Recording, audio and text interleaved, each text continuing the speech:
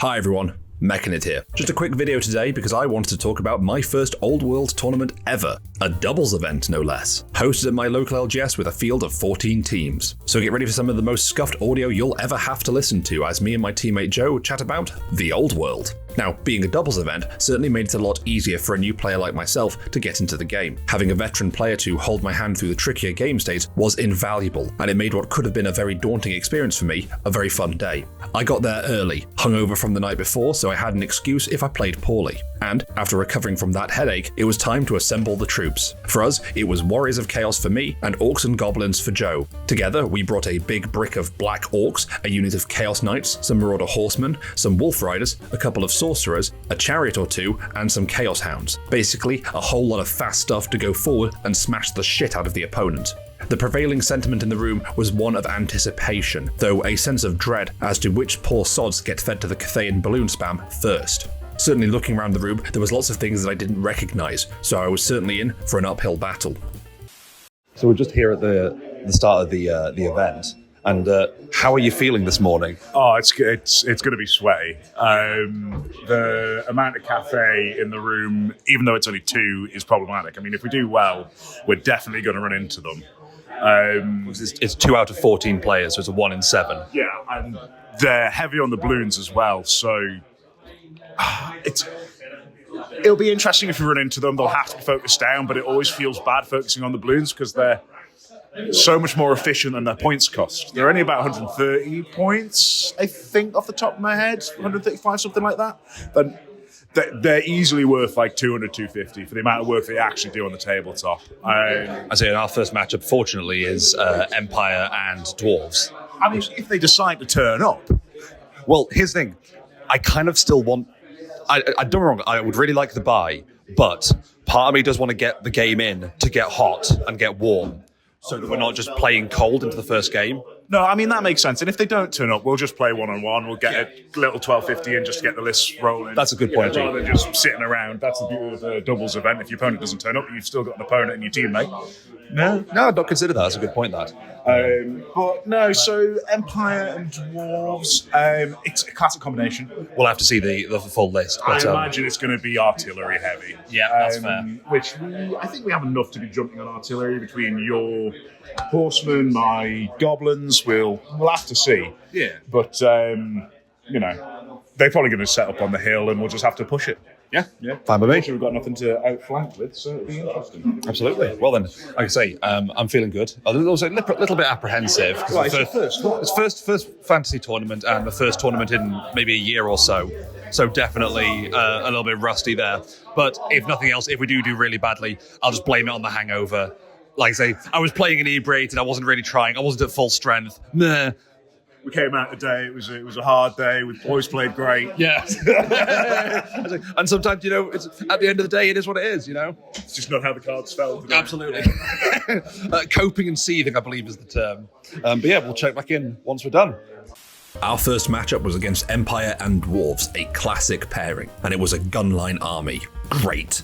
Straight away, we knew this was going to be an uphill battle, and after getting shot to bits for 2 turns, we were finally able to get to grips with the enemy. But my knights had lost more than a few guys going in and failed to break the Empire State troops on the charge. And while we were able to hold our lines and the objectives for 3 turns, scoring a boatload of points in the process, this wasn't enough, and the Empire and Dwarf gunline was able to nearly shoot us off the board. Still, these objective points were enough, and we were able to tie up the game once we added in our kill points. This game certainly woke me up like a punch to the nose, and the game gave me an idea of the quality of player that we would be up against. Having only played casual games so far, this was certainly a rude awakening for me. I appreciate I'm recording in absolutely the loudest possible room in the building, but we'll go with that. So we've played game 1 versus Empire and Dwarves. We ended up drawing 596 to their 497. Yeah. Yeah. So give or take, we only played 3 out of the 6 turns.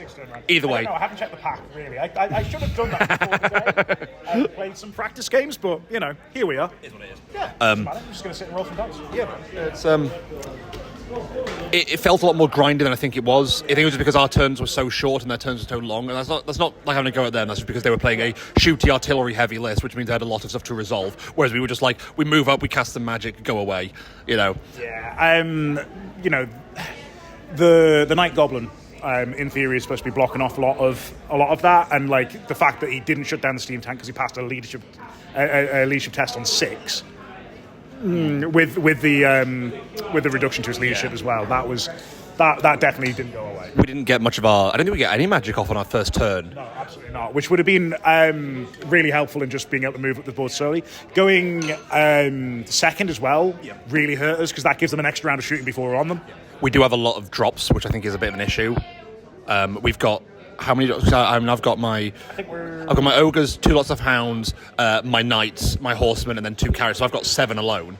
Yeah, and I know characters are going down at the same time, and war machines are going at the same time.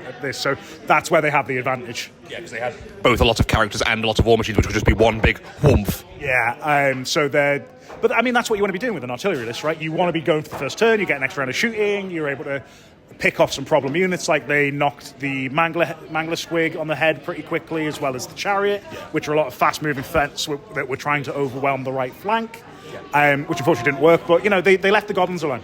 Yeah. So that's a 70-point unit, and the Goblin Wolf Riders as well is like a 70-point unit. So they just sit on the objectives and they get their value back really, really quickly. Yeah, because we were able to consistently score from our end of turn 1, 90 points a turn. Yeah. Which I think is what kept us in the game. Because if we hadn't got that, we would have been bodied. Oh, 100%. But the thing is, they didn't score a single objective the entire game, and they still took 500 points off the table. Yeah, which was a little bit concerning. And I think there was some other things like the Chaos Knights not being able to roll those state troops on the first turn. That was a big one, and then they fled. They broke and they pinged through the orcs. Yeah. That was a bit of a disappointment. Like, literally, if you'd been able to get more damage out, if they had not taken as much damage on the way in, and you had a full rank, if we'd been able to get something in support of that unit, and the state troops roll, well, they're rolling through the artillery, they're rolling through the engineers. That's a lot of panic testing they need to test. They might run off the board at that point, and then you're safe in combat with something else. Yeah, it was that. I think that last minute clutch with the sorcerer getting the blue fire off and getting that mass panic and getting like 3 or so of his units to flee, get a few more points there, which may have given us that actual. So they scored 497 without scoring any objectives, and we got 300 on the objective alone. Yeah. So no matter what happened, it was going to be a draw. It was just, had we killed enough of their stuff to push it out of that range. The fact that they ignored the objectives was bold. True, Very bold. but then because of our stuff, if they'd pushed into us and we potentially got a first turn charge off, that would have just gone, and then we just started the roll earlier on. So I think they made the right decision there, and it just meant that we had to cross no man's land under cannon fire. God, if the Mangler Squig had spiked and gone into that gyrocopter and just mullered it and gone and overrun into the bolt thrower behind it. Oh my god, completely different game. But at this point we're talking theoretical. It's not what happened on the day. So I do like getting a chance to play and warm up actually as well. I think it's quite important as well. So we'll see who we're up against next. I'm hopeful, and just as long as we don't run directly into Cathay and get bodied. And like I say, I do desperately want to smash someone to pieces because that'd be great for my ego. Well, it's all about your ego. I guess. I guess we should call it there and get back to it after. Yeah, we'll go see what's next. The second match rolled around, and this was my favourite match of the day by far. And not just because we won it. Our opponents were a pair of top lads with a stunningly painted army each to boot. And it was a round against Night Goblins and Beastmen. This was a game where I got introduced to Night Goblin fanatics, and I can say right now, I don't ever want to see these fuckers again. Little horrible swirling death machines that crashed into my knights and killed 5 out of 9 guys in one turn. Still, the random nature saw most of these fanatics either collide into buildings, stay still, or kill themselves, so we got very lucky overall. We managed to push the center with some cheeky illusion magic, and I managed to push the flank, my Chaos Lord killing their Goblin Wizard, while Joe's Wolf Riders ran rampant through the backlines, mopping up enemy units. A really good game against some really excellent players, both as sportsmen and as commanders themselves. End of game 2, super duper quick. We were up against orcs and night goblins. Orcs and goblins, yeah. Orcs and goblins. Orcs and goblins, night goblins. Yeah. Orcs and goblins, night goblins versus and beastmen with a big old brick of minotaurs and a shaman at the back and a couple of dragon ogres. We'll say that game felt a lot better. Yeah. It was a lot more engaging, I think, than just sitting back and being shot to bits by artillery. Oh no, I'm glad I'm more engaging. No, thank you very much. It was the fanatics that I think were the really interesting challenge to fight around because it was not like anything I'd ever fought before. there's not much you can do about them. You can't interact with them. Unfortunately for our opponents, they roll a lot of doubles, went into terrain, so a lot of them knocked themselves on the head pretty early on. So we slipped through. They did do a number on the knights though, so that was a bit painful. But no, we managed to slip around the side, get into the artillery line and start picking that apart. And then when eventually it came to a head and the Minotaurs had to fight the Black Orcs, the Black Orcs came out on top. Yeah, so pretty much. Pretty cut and dry, straightforward. A lot of positioning early on for the centre of the board, but then just a Black Orc war boss and a brick of Black Orcs is still good. Yeah, absolutely. And with enough dispelling from the Sorcerer, I think we were just okay to keep them. Yeah, the Magic game was actually fairly balanced. Yeah, it was a lot of dispels from both sides. But I think in the end we managed to get through. Yeah, lovely stuff. Let's see what we've got in round 3. Oh God, actually, what have we got? Oh, let me find out. The app is a nightmare. Moment of suspense. But we'll find out when we come back. The third and final match was against Wolves of the Sea, and this was an army that I wanted to play against. Not just because it looked good, but this was an army that I was toying with getting into. Basically, this army's gimmick is that you can select a unit champion to fight a 1v1 against a champion from your opponent's army, and whoever wins gets to go first. It's stuff like this that really makes the old world engaging for me, where they can play with the meta of the game and have interactions like these that decide who goes first. And while they opted not to issue a challenge, this was still going to be the hardest battle. Both players were playing Wolves of the Sea. From turn 2 onwards, it became very clear that things were not going our way. Our Black Orc chieftain on Chariot got bogged down with some unlucky rolls, and the enemy Chaos Hound screened us out, and once their large packs of skin wolves made contact, it was good night for our lines. Soon, our centre was routed, and we had to call it there. Now, the one silver lining was that the points we had scored made that this was only a minor defeat, and not a crushing defeat like we had inflicted on the Night Goblins and Beastmen before them. And the guys who did beat us went on to claim second place. So it's a bit of a consolation prize that we lost to the second best team out there. Coping and seething aside, this was a very informative game for me, and gave me a lot to think about when it comes to army building, as I hadn't had the chance to fight a Chaos army since I started playing, not to mention how well painted and converted everything was. So we've just come out. This is at the end of the game 3. Minor loss. Yeah, it wasn't terrible. Wasn't too bad, and we ended up placing 6th overall. Yeah. Although, looking at it... Oh, yeah? The team in 5th place scored 10 points. Yep. We scored 11. The team in number 4... The team in 4th place scored 11. Also, sorry, I've just seen our name. Warriors of Chaos. Yeah. That's fun, I like that. I've not seen that. So I don't know how it's come out of us being 6th, even though we have scored more battle points. Probably because they're 2 draws and a win, and we're a draw or a loss. Yeah, and so they've got So that might be what evens it out. I don't know, but realistically, I think we should be whatever. Well, 6th place. Yeah, 6th place. Yeah, but a respectful 6th. Yes, it's all right. Like it's good. I think I was feeling a bit down on it because the last game was ending on a loss. But it's always difficult to end an event on a loss. Yeah, but I'm like, it's all. I mean, if it had been loss, draw, win, I probably would have been feeling much happier about it because we'd pulled it back over the course of the day. Yeah, but I think the biggest sort of takeaway for me was, God, Chaos Knights need a buff. They need a buff already. Oh, they're so brittle. They're so fragile. It was so many times I was just like, I take one wound and I'm like, oh, there goes 30 points. Oh, there goes 40 points. I do think we could have been more aggressive. Over the course of the definitely. Day. I mean, I think the last game we lost because we got bogged down in chaff. That for me is the problem. Yeah, we got bogged down in chaff. We weren't getting to the valuable units. Yeah. We were doing all right. We kept parity on the objectives. So that's at least something. And I think that is reasonable because they had so much on the table. And I do think some things didn't go our way, but... Oh, God, no. There were some big rolls which sort of needed to happen. So the Orc War boss overrunning. Yeah. When he kind of needed to restrain, turn around, and oh my God, if he had got into that brick of... got into literally anything. Yeah, I feel like it would have been. Yeah, if the Drogas hadn't been, sorry, the Dragonose hadn't been out of position, chased that one guy, I think they would have. Yeah, there's a lot of things. But this is this thing about essentially 2,500 points, which was what we're playing. The board is very cluttered. Well, yeah, I feel like maneuvering is really, really difficult. There was a couple of times, definitely, I know some of the mistakes that I made, which is like having my knights or my Dragon Ogres too close to the unit of dogs that was screening them, meaning that they couldn't then wheel and pivot, which meant that they were basically stuck behind them. Yeah, I mean, it's really good for screening units against charges, but that unit needs to be charging, right? Yeah, so it's and here's the thing, like, the ogres are tough enough to survive a round or two in close combat, even if they get charged. Yeah. I mean, they tend to be going last anyway because they're only initiative. They're on great weapons, yeah. Yeah, they're not going to really get that far. But yeah, as I think the other thing that really jumped out at me was the different vibe. We used to be playing very casual games, again, in our sort of play group. So having everyone being much more... Was it to win? That first game when we started getting hit by cannons, and I was a bit like, oh god, that was a bit like I got punched in the nose. I was a bit like, oh Christ, we are playing to win here. Yeah, and the sort of shift in tone for, right, let's just go get a TO. Yes. Yeah. Oh, there's a bit of a rules discrepancy. I think it works this way. You think it works that way. Yeah. Let's just get a judge ruling on it and move on. Yeah. Which we generally don't do in casual games. We kind of just go like, it probably works this way and move. Yeah. Or like we say like, okay, well, your interpretation on a 4, 5, 6, my interpretation on a 1, 2, 3. Yeah. Which in a you can't do in you can't do in an event. Yeah.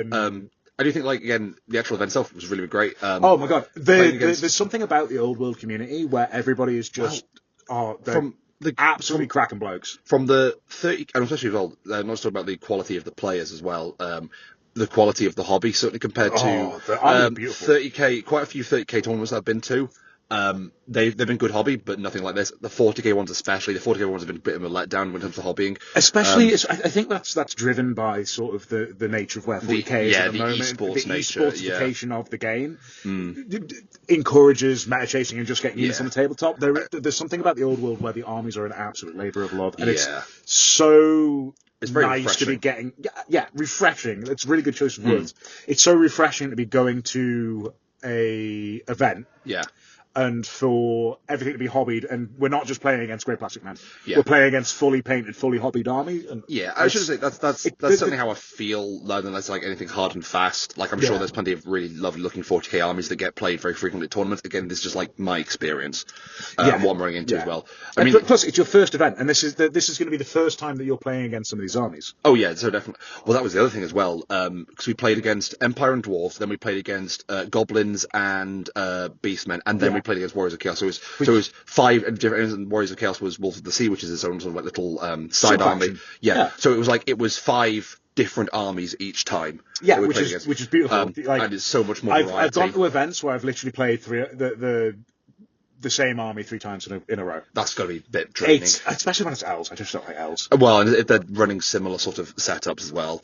I suppose maybe that was the nice thing about coming in the sort of the middle of the pack. You get to see the strategies that aren't crazy overpowered, like your Cathayan balloon spam, or the gyrocopter spam, or like, what was it? It was the Bretonians and... high elves that were double dragons. I'm like, ugh. Yeah, the double dragons was... You get to run into the middle of the pack, which is the stuff that is good and it's solid with good players, but it's not so crazy overpowered and not so crazy cutthroat. Yes. So that certainly felt quite nice. And also we didn't come last, which I'm happy about. Yeah, and plus, like I say, like the spread of armies is really good. You're new to the game. You've never played Beastmen. I don't think you've ever played against Warriors of Chaos. You play Warriors of Chaos, but you've definitely not played against Wolves of the Sea. I've played Warriors. I played Thingy's one. Don't say his name. His Warriors of Chaos, the white ones. Oh, yes. Yeah. His, but like, don't dox him, so meh. But like, getting to play against those sorts of Warriors of Chaos, you have played against Beastmen. You played against Beastmen in practice game. Yeah, and it fucking sucked because I got double Viletide and then all my guys vanished. No, but then we learned from that and we pushed through and got onto the Herdstone and that won that game. That's true. Yes. Lessons learned applied. Lesson to learn from the last one. Yeah. Don't focus on the chaff. Yeah, pretty much. Just punch through.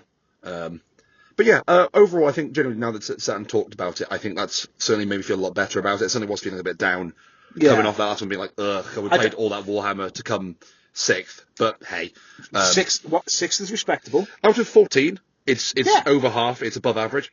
Would you, if you're playing Magic? Yes. Would you be happy landing in the top 8? Yeah, I think I would. Well, then, yeah, if you're top, that's fair. No, that's a good point. I think I can. I know what you mean. And maybe it's just me. I was like in my head. I was like, oh, we could come second. Oh, we were playing for second. We could be on the podium. And I was like, oh, fuck. That would have been sick for the first event. I will say though, I know for a fact I'd sat in the car if we'd won second and go, first of the losers. And I absolutely would have been thinking of that. I was like, oh, what if I won? It's just anyway. But no, overall, happy about that. It was an interesting experience. I don't think I'm going to continue with Warriors of Chaos for the moment. Certainly, they're not competitively. Not competitively because I feel like they've got to a place that I like, and the style of play that I want to keep going with them isn't very conducive to good game feeling. Is what I'm getting. It's not necessarily where the meta is at the moment. No, and I just want to be like, oh, you're mess chasing, but it's like even when they're sub-meta, they do just tend to fold.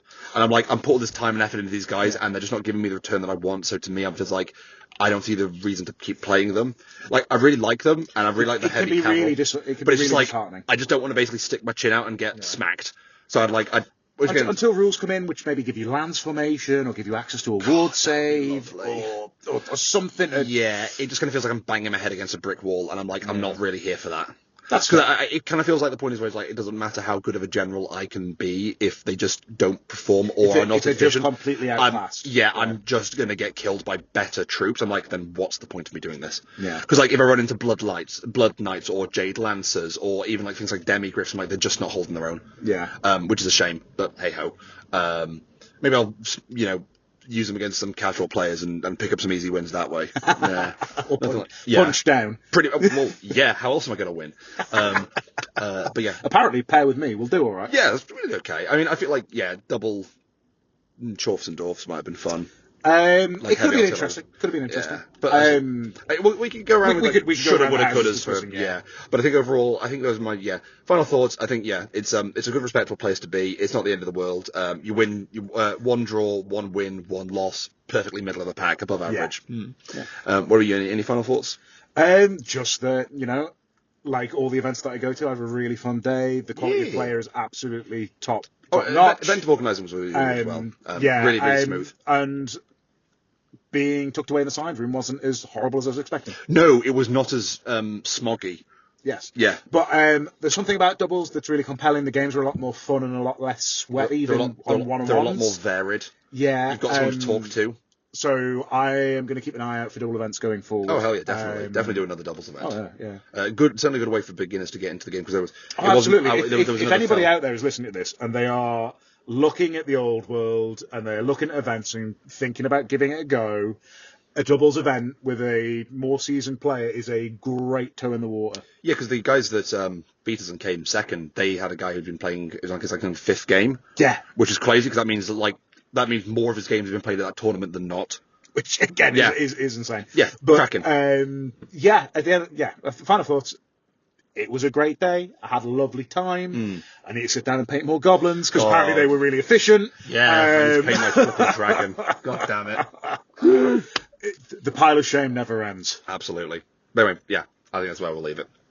Overall, I had a great day, and while it certainly sucked to end on a loss, I had a blast overall. And for my closing thoughts, I was stunned by the level of painting and hobbycraft on display from all the teams, and this made the day an absolute visual treat. All of the players were excellent sportsmen, and I got to test my mettle as a player against a different army each time, which made for a really engaging play experience. I'd like to say a big thank you to my teammate Joe for getting me into the game, as well as the tournament organisers and the players for making such a friendly and competitive event. I'd also recommend doubles tournaments for new players of pretty much any game system, especially if they can get a veteran player to help them out. One of the guys who beat us, for example, was so new that the last round that he played in was only his 5th game of Old World ever, meaning that he had played more games in the tournament than out of it, and he was piloting a friend's army as well. I definitely say give it a go, and you can put money on the fact that the next tournament I'm going to be angling for the podium next time.